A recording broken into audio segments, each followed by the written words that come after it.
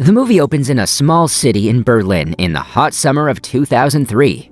One morning, a teenager, Lucas, cannot enter his school because he's lost his student ID. Due to this, the security guards at the school gate do not let him pass. Left with no choice, Lucas heads to a convenience store, gets a drink, and texts his Italian friends, Gino and Julius, to hang out.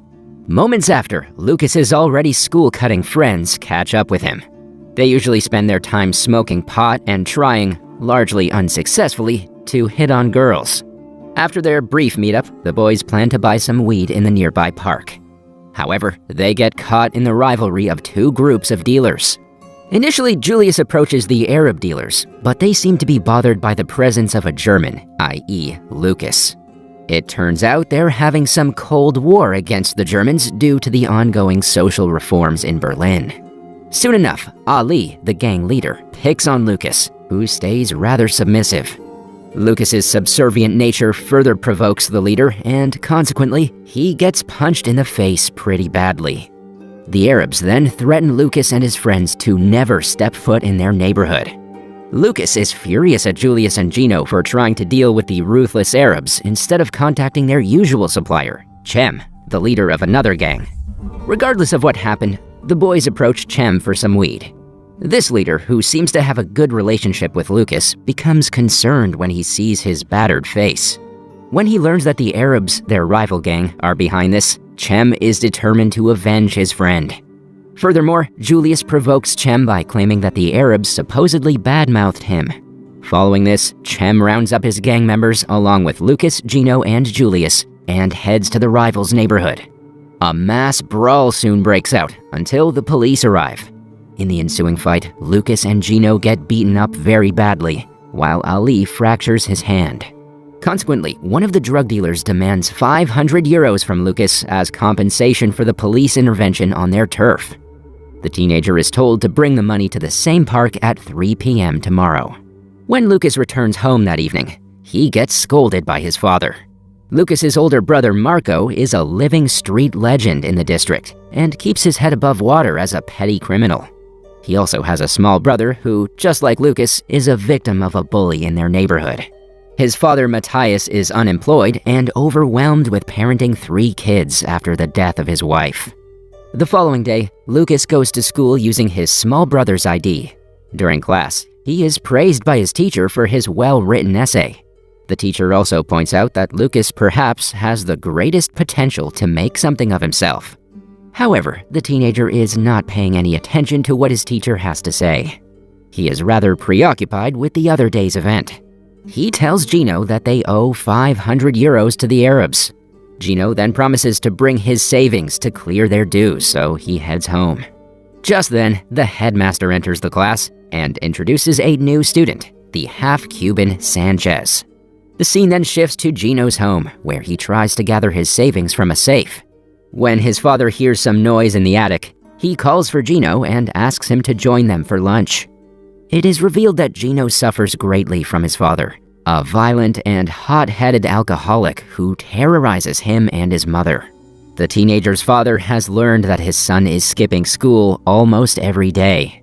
When asked about it, Gino doesn't lie and confirms the truth. Consequently, he gets beaten by his father.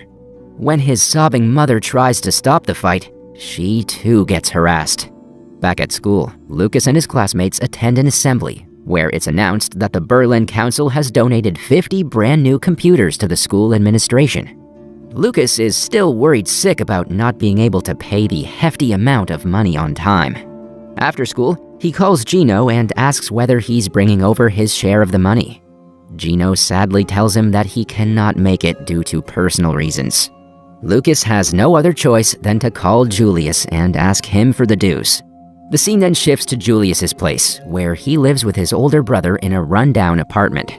His brother is always drunk or stoned, screwing around with his buddies during the day. Despite his dire financial condition, the loudmouth Julius is always up for the party, girls, and drugs, and sometimes takes his brother's gun with him.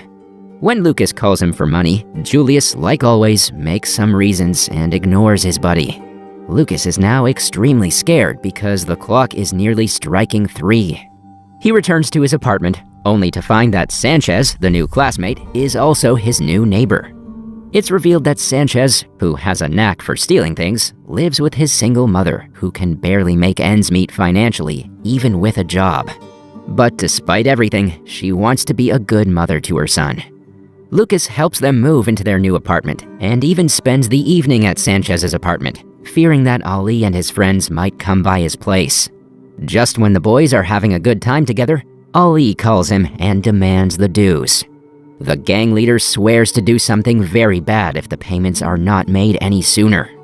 That night, Lucas, Gino, Sanchez, and Julius meet up together to come up with a plan for the payments. Before discussing anything though, they go to a grocery store to get some drinks. With the help of Sanchez, they manage to steal alcohol and narcotics from the store. The teenagers then enjoy the stolen drinks, smoke some weed, and party together until reality hits again. To solve their money problems, Sanchez comes up with an idea to break into their school and steal the brand new computers. Initially, Lucas protests the idea because he thinks it would cause some serious trouble if they get caught. He even warns Gino about it, reminding him that his father would punish him severely. However, Lucas changes his mind when he realizes that his father's janitor job is barely enough to pay their rent or clear his dues. The following day at school, when there's a fight between two bullies, the class teacher intervenes.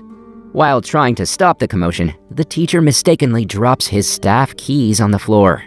Lucas takes this opportunity to pick up the keys and take them with him. He then shows them to his buddies and makes plans to break into their school tonight. Later that night, the boys, excluding Gino, who ditched at the last minute, meet in front of the school gate and prepare to break in. Before officially going ahead with the plan, Lucas and Sanchez get into a small argument with Julius because the latter is rather loud and has also brought a gun, which could be pretty risky. Setting their differences aside, the three teenagers break into their school and steal some of the brand new student computers, LED ones that are worth thousands. Despite unprofessional execution, they succeed in their plan. While trying to get the computers home though, Julius opens fire to threaten some drunkards in the streets. Regardless, the boys manage to stack the computers at Julius's apartment after evading his sleeping brother in the lounge area. The next day, the school is full of police officers and journalists, and the theft at the school attracts widespread media attention. Lucas gets a call from his brother, who is rather curious about the robbery. Marcos lets him know that the perpetrators will be caught sooner or later because the computers are registered so they can be tracked. However, Lucas doesn't reveal to his brother about his involvement in the robbery. The following day, the boys manage to sell 3 of the computers, but for a very disappointing sum. Regardless, they're happy to compromise because they finally have some cash in hand. For the 800 euros they received selling the computers, they go shopping and buy branded clothes, shoes, and pizzas, among other things. They also visit a private swimming pool to relax and party with girls. During this time, Julius falls in love with a girl named Denise. Meanwhile, the investigation continues at school for the missing computers. One day, Lucas is called in for a personal interview by his class teacher. Before entering the teacher's room, Lucas calls his brother Marcos, believing that they've been busted. Terrified, he admits to stealing the computers from school along with his buddies. Marcos initially scolds him and advises him not to slip his mouth under any circumstances. Once Lucas goes inside the teacher's private office room, he is questioned about the recent robbery. The teenager is extremely scared, but thankfully, his teacher doesn't believe Lucas to be the culprit. Instead, he suspects fellow students with an immigrant background and believes that Lucas, as a German student, could help him solve the case. The teenager remains mum throughout his interview and rushes out the door as soon as he has permission to do so. Later at home, Lucas's stepmother tells him that his father wants him to live with Marcos because the apartment is too crammed up for 4 people. The poor teenager is hurt and blames his stepmother for moving in because they lived comfortably before she came into their lives. The following day, however, Lucas's father apologizes to him for trying to kick him out while driving him to school. Much to their surprise, the drug dealers stop their car and start demanding money from Lucas. When Lucas fails to give them his dues, they demolish Lucas's father's car as punishment. That evening, Lucas tries to clarify the situation with the leader of the drug dealers, so he visits Ali's home. Ali is initially aggressive towards Lucas, but remains calm when his mom sees them. His mom then invites Lucas inside their apartment and tells the boys to sort out their differences. After much convincing by his mother and aunts, Ali decides to forgive Lucas and make amends with him. Later, when Lucas is preparing to leave the apartment and standing in front of the door, Ali demands the newly bought sneakers to make peace. Lucas reluctantly agrees to do so and leaves the place barefoot. Just when a trouble has been settled, another arises when Julius's brother learns about the remaining computers at his apartment. Lucas and the boys are then forced to move the computers out. Thankfully, Marco arranges a meeting with a guy named Abdul, to whom the boys can sell the remaining computers. They visit the specified location and meet their guy. However, the man doesn't pay them and simply drives away with the computers, leaving Lucas and his friends stranded in the middle of nowhere. But what the teenagers don't know is that the so-called Abdul guy is an accomplice of Marco's. It turns out that Marcos is now making money off the stolen computers for himself and using the money to pay off his own debts in the underworld. Marcos surely used his little brother's innocence to get the money for himself. It's briefly seen that Marcos uses Lucas's lost student ID from the opening scene of the film to roll cigarettes. In the meantime, Gino becomes increasingly desperate about the situation with his brutal father. To make it worse, he learns that his abusive father has also stolen all of his savings to buy alcohol. Gino is now on the verge of going crazy.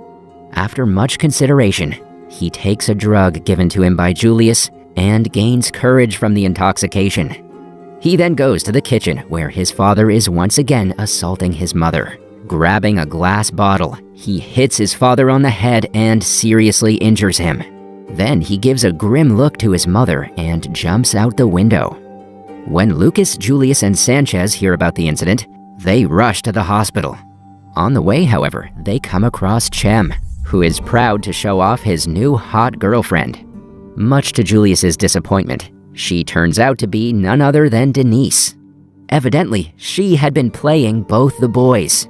A brief fight between Cem and Julius ensues, but the boys soon realize that going to the hospital is more important to them. The movie ends with Lucas and his buddies visiting the severely bruised but responsive Gino and hugging him as a sign of their true bond.